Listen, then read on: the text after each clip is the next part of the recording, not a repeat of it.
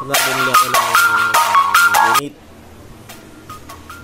Ngayon, 1 year na, tsaka 2 days. Nasira. Nagpapawarranty ako.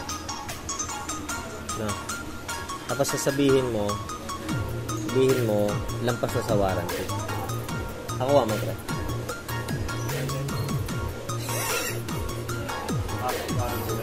Halimbawa, di customer ako.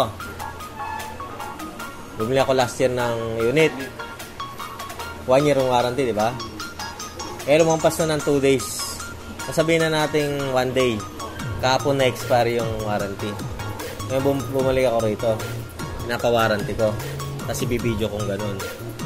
Ibibideo ko. Na papa-warranty ko nga. Guess nyo? Guess mo? Okay na. Tapos paano yun, sir? Paano yung dito na lang? Hindi, parating ako. Gusto meron ako, nagreklamo ako eh. Warranty, 1 year.